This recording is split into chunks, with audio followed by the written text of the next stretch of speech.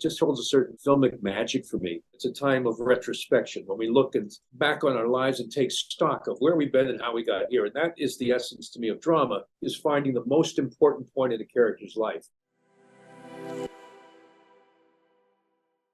What is it about Christmas that makes you want to?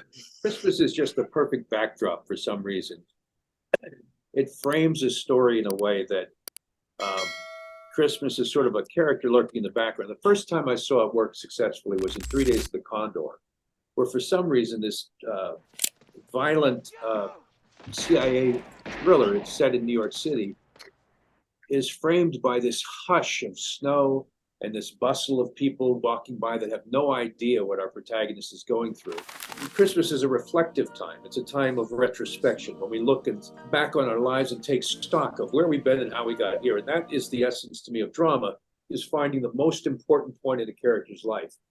In the TV show, they're coming back next week. So this is just an episode. There'll be another one just as important next week. But in a film, in a feature, you want to come in at the most important time and say, we're filming this because this is the story that happened to that character, which of all the events of their lives pretty much deserves to be filmed. It's the most important one.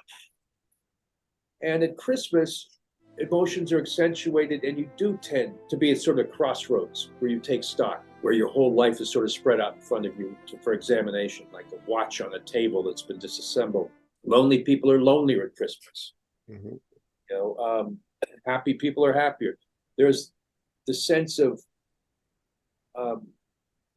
and Christmas, if you're a fan of the sort of lonely protagonist, the idea of being outside the window, watching other people having their lives, enjoying Christmas in a way that to them seems effortless, but to you is sort of inexplicable.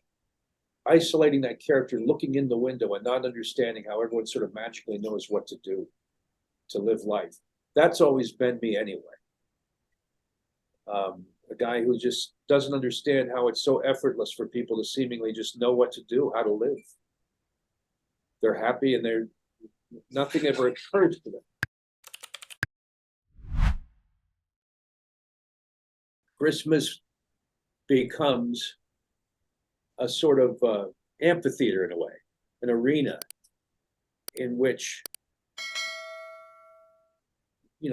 spiritual topics and religious themes are contrasted with the harshness of snow, cold, bitterness, loneliness.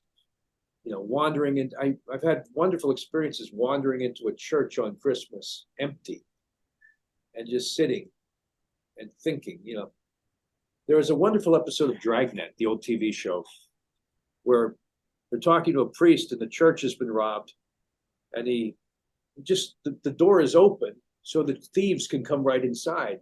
And Sergeant Friday says, "You leave it wide open so any thief can walk in?" "How can you do that? Leave the door open for anybody to come in. Thieves, murderers, killers, And he goes, "Especially thieves, murderers, and killers," says the priest. and yeah, it's the contrast of people who are snapped out of the weeds of normal life and forced to sort of look at the bigger picture. And that's what, to me, movies are. It's being snapped out of the weeds and the one event that forces them to stop just living day to day. And that's what Hallmark movies are. There's someone who's caught up in a life, a banal life, and they're always in the weeds of delivering papers and signing things and opining to their boss. And then one Christmas, they take a step back and they realize there's more to life. Christmas is a great time to realize there's more to life. And it's also beautiful cinematically. And there's so many ways to find little bits of Christmas, even in a sun-blinded city like Los Angeles. You have to dig to find Christmas, to find that little promise of, the magic that exists even in little sparkles, even in little bits.